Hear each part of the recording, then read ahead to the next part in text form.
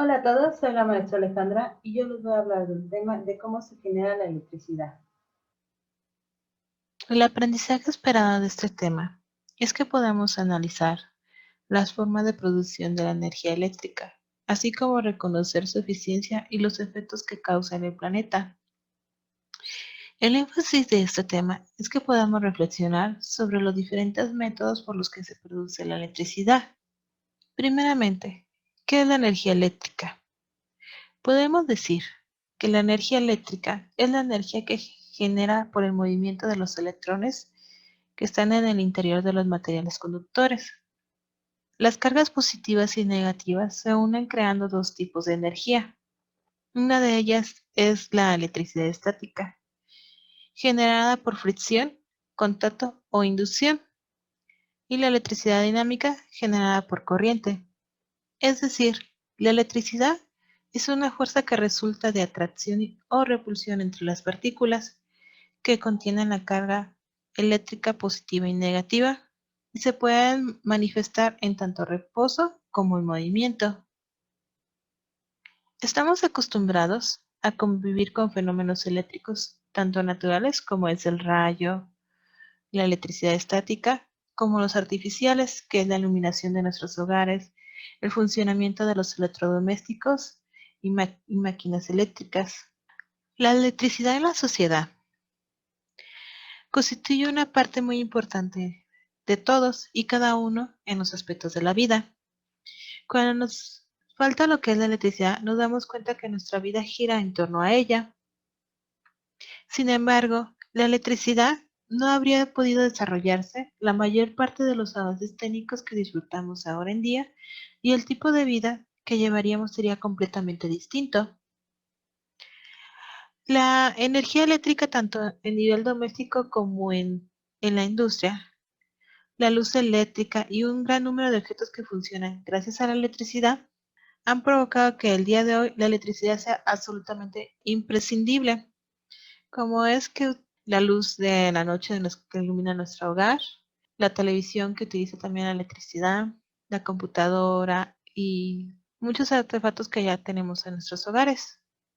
La electricidad proviene de fuentes de energías primarias, por lo que la electricidad en sí es una fuente de energía secundaria. Las energías primarias que participan para lo que es generar electricidad pueden ser de dos tipos, que pueden ser las energías no renovables, como es el carbón, el petróleo o el gas natural, y las energías renovables, que provienen de fuentes naturales, como el sol, el viento, el agua, entre otras energías. Es decir, corresponden a lo que es la energía eólica, hidroeléctrica, mareomotriz, solar, geotérmica, etc. La electricidad que se produce hasta que llega a nuestro hogar pasa por cuatro etapas, que es la generación, la transmisión, la distribución y la comercialización. La manera más habitual de generar electricidad se basa en transformar la energía que está contenida en la energía primaria en energía mecánica a través de diferentes procesos para poder, con ayuda de un generador, convertir esa energía en electricidad. Las energías primarias se procesan en centrales eléctricas para obtener lo que es la energía. Centrales como termoeléctricas, hidroeléctricas, solares, entre otras. Esta energía se pone en funcionamiento en el sistema de turbinas que generan energía eléctrica. Tradicionalmente, este tipo de centrales generan la electricidad a partir de energías no renovables, como es el carbón o el gas natural, pero con el avance de las tecnologías y la aparición de la preocupación por desarrollar energías sostenibles, surgieron otro tipo de centrales de generación basadas en energías renovables.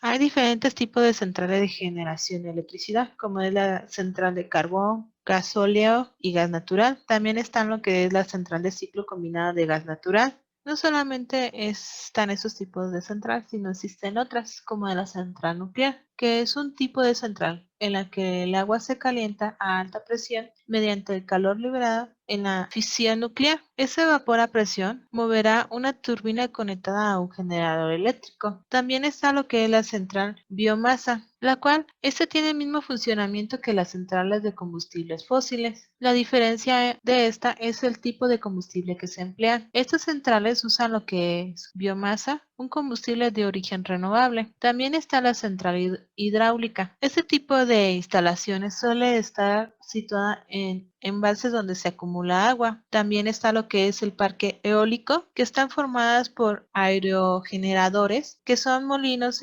eólicos que poseen unas aspas que serían equivalentes a unas turbinas de las otras centrales y un generador. También están lo que son los huertos solar. Estas generan electricidad a partir de la radiación solar. Estas son algunas de las centrales que producen lo que es energía eléctrica. Después de generar lo que es la energía, sigue lo que es la transmisión, que es el transporte de la energía eléctrica, que está constituida por elementos necesarios para llevar hasta los puntos de consumo y a través de grandes distancias la energía eléctrica generada en las centrales eléctricas. Los niveles de energía eléctrica producidos deben ser transformados elevándose su nivel de tensión. Esto se hace considerando que para un determinado nivel de potencia a transmitir, al elevar la tensión se produce la corriente que circulará, reduciendo así la pérdida del efecto Joule. Parte de la red de transporte de energía eléctrica son llamadas líneas de transporte. Una línea de transporte de energía eléctrica o de línea de alta tensión es básicamente un medio físico mediante el cual se realiza la transmisión de la energía eléctrica a grandes distancias. Está constituido tanto por el elemento conductor, usualmente por cables de acero, cobre, aluminio, como por elementos de soporte de las torres de alta tensión. Existen una gran variedad de torres de transmisión como son conocidas, entre ellas la más importante y más usada son las torres de amarre, la cual deben ser mucho más fuertes para soportar las grandes traiciones generadas por los elementos, como es el viento, la temperatura del viento o la temperatura del conductor, entre otras. Usadas generalmente cuando es necesario dar un giro con un ángulo determinado para cruzar lo que son carreteras, evitar obstáculos, así como también es necesario elevar la línea para subir un cerro o pasar por debajo o encima de una línea existente. La mayoría de las líneas de transmisión son aéreas, ya que las subterráneas tienen un costo elevado. La red de suministro de energía eléctrica o de sistema de distribución de energía eléctrica es parte del sistema de suministros eléctricos, cuya función es el suministro de energía desde la subestación de distribución hasta los usuarios finales, como es en nuestro hogar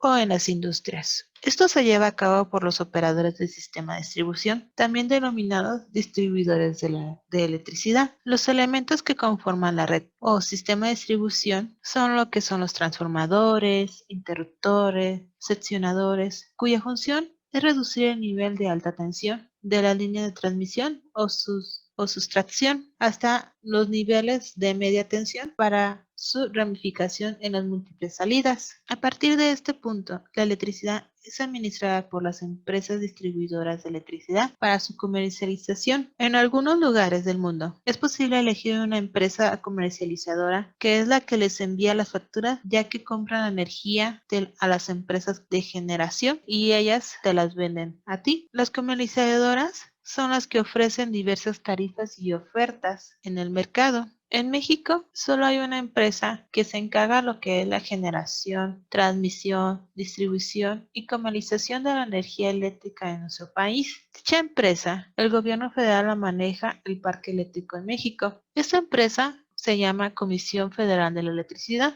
o como mejor la conocemos como la CFE. Como se mencionó anteriormente, para generar electricidad se necesita lo que es energía contenida en las materias primas que sean liberadas. Uno de los tipos centrales de generación de electricidad es la hidroeléctrica. ¿Y esta cómo funciona? La energía hidroeléctrica es obtenida aprovechando lo que es la energía potencial de una masa de agua situada en un punto a una cierta altura. Por ejemplo, es el cauce del río, para después convertirse en lo que es una energía mecánica y finalmente energía eléctrica en el punto más bajo del cauce del río.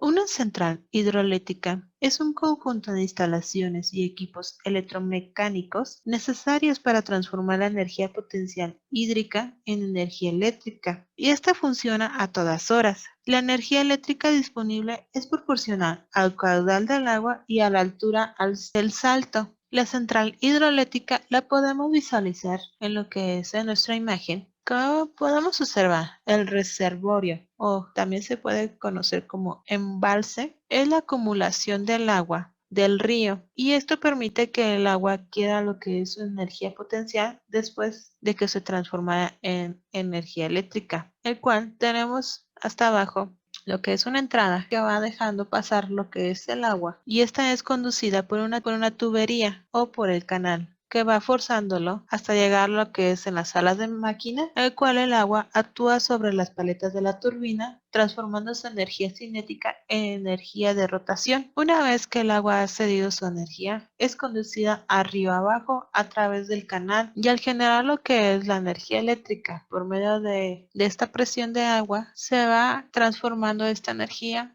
Al transformar esta energía cinética en energía mecánica y produce lo que es nuestra electricidad, esta es transportada a todos los lugares que queremos generar electricidad. El reto de esta actividad nos menciona que debemos de investigar y contestar algunas preguntas que se realizan a lo largo de la sección de Aprende en Casa para que podamos conocer más y resolver las dudas que pudieran surgir, y que subrayáramos las ideas principales de nuestro libro de texto del tema que corresponde. En este caso podemos encontrar el tema relacionado a este tema en nuestro libro en la página 150. Una de las preguntas que aparece en Aprende en Casa es ¿qué es la electricidad? Y la segunda pregunta que aparece es ¿cómo funciona una hidroeléctrica? Espero que esta información te sea de mucha utilidad para realizar tu actividad. Por mi parte sería todo. Pero no antes me despido, sin recordarles que debemos seguir teniendo lo que son las medidas de sanidad para prevenir lo que es el COVID. Si llegamos a salir a nuestros hogares, debemos de usar cubrebocas, es muy importante. Debemos de tener un hábito de lavarnos frecuentemente las manos. Si estamos afuera, debemos de evitar lo que es el contacto de nuestra cara, nariz y boca. Si llegamos a estornudar o toser, que sea dentro de nuestro codo. Y siempre tratar de procurar mantener una sana distancia con las demás personas. Por mi parte sería todo, y los dejaría con el maestro que nos hablará del siguiente tema. Hasta luego.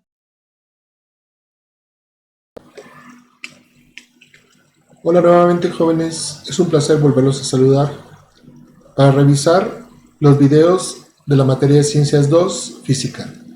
En esta ocasión revisaremos un video llamado ¿Es lo mismo energía limpia que energía renovable?, presentado en el canal de Aprende en Casa el día jueves 4 de febrero. En este programa se tocó un aprendizaje esperado correspondiente a analiza las formas de producción de energía eléctrica, reconoce su eficiencia y los efectos que causa al planeta, con un énfasis en reconocer las diferencias entre las energías limpias y energías renovables, así como valorar sus beneficios y desventajas. Comenzaremos por tomar en cuenta que la energía limpia es un sistema de producción de energía con exclusión de cualquier contaminación o la gestión mediante lo que nos deshacemos de todos los residuos peligrosos para nuestro planeta. Las energías limpias son, entonces, aquellas que no generan residuos. Las fuentes de energía limpia más comúnmente utilizadas son la energía geotérmica, que utiliza el calor interno de nuestro planeta, la energía eólica, la energía hidroeléctrica y la energía solar, que frecuentemente es utilizada para calentadores solares de agua.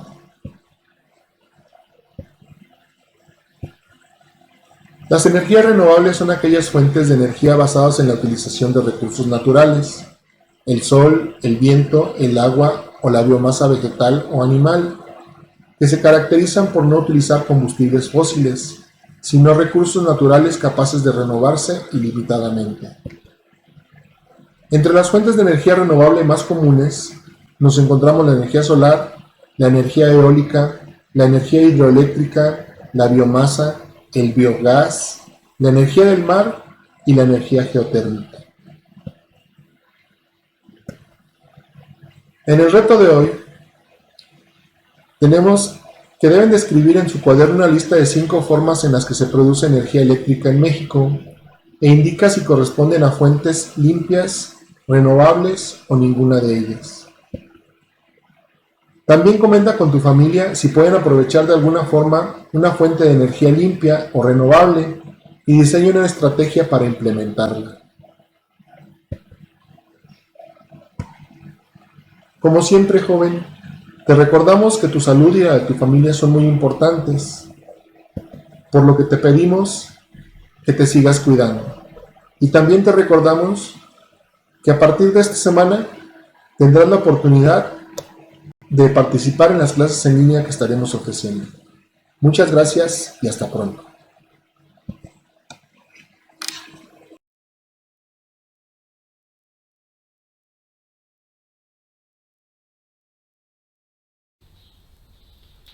Muy buenas tardes o muy buen día, dependiendo cómo nos estés viendo, a todos los alumnos de segundo de la Secundaria General número 5 de aquí de la ciudad de León, Guanajuato. Buenas tardes, maestro Ricardo. Bien, bueno, acabamos de terminar hace unos instantes, o terminamos de ver Aprende en Casa 3 con la emisión del día viernes, profesor, que es precisamente todo la energía eléctrica. ¿Nos podría ayudar a recordarle a nuestra audiencia cuál fue el tema? ¿Cuál fue el aprendizaje que se está esperando y sobre todo hacia dónde hicieron énfasis? Claro que sí, maestro Ricardo. El tema es ¿qué es la eficiencia eléctrica?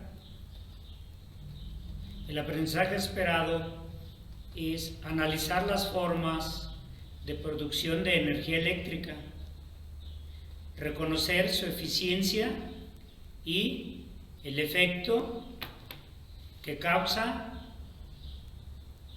en el planeta.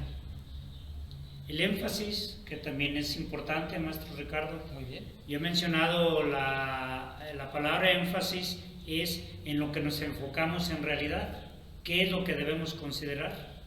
Entonces es reflexionar sobre un consumo responsable de energía eléctrica y conocer las características de los electrodomésticos y la lectura de las mediciones de luz.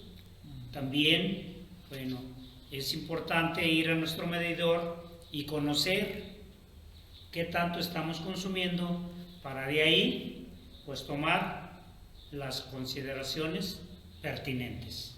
Muy bien, muy interesante. Es por eso también que ahorita que estoy terminando de revisar el programa, nos plantea un reto muy interesante, en el cual nos dice de manera textual: en tu cuaderno vas a escribir una lista con 5 acciones que puedes realizar para disminuir el consumo de energía eléctrica en tu casa.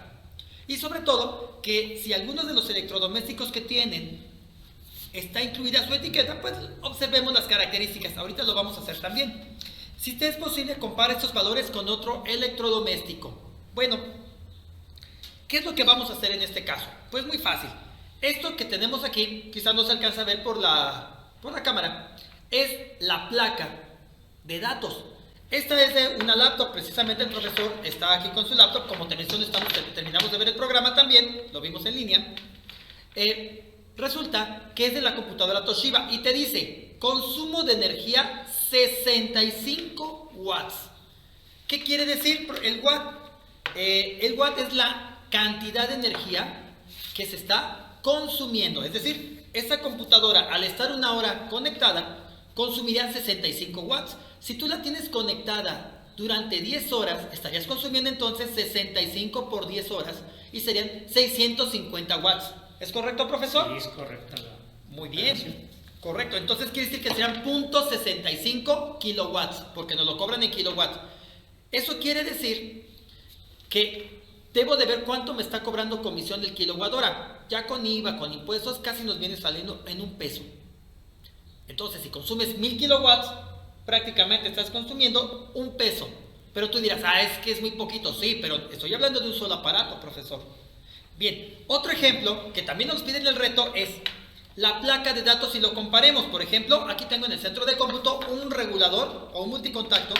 Esta ventaja que tiene es, dice, especificaciones técnicas, potencia 600 watts a 1200 voltiamperes. Ah, caray. ¿Qué quiere decir?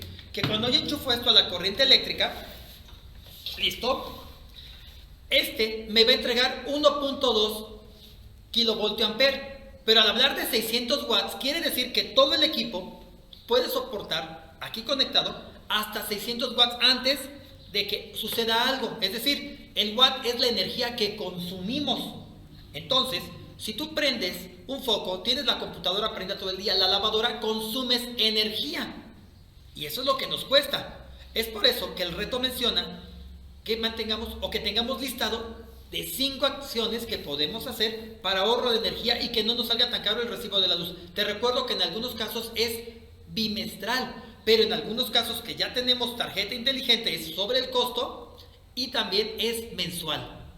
Entonces, maestro, no sé si usted tenga alguna propuesta para poder ahorrar energía en casa y que podamos utilizarla como referencia para esas 5. Sí, maestro, como no puedo dar algunas ideas, 1 o 2 ideas. Yo en mi casa, que es la casa de ustedes, cuando no estoy utilizando un foco, lo apago, porque sé que es energía que se está perdiendo. Así es. Al no utilizarlo. Otro ejemplo es lo que estamos viendo ahorita, maestro, ustedes también como alumnos, lo de Prende en Casa, la asignatura que yo les estoy impartiendo, la estoy viendo, pero si es un programa que ya no es necesario ver, pues apago mi televisión. ¿Sí? Otro ejemplo también es, hace poco, las fallas de mi refrigerador. Entonces tuve que mandar llamar a una persona que conozca de esto para que me arreglara eso. Y en su momento ahorrar esa energía que se estaba desperdiciando. Ah, ok. Tiene razón. Entonces, quiere decir que toda esa energía nosotros la podemos ir midiendo en nuestra casa.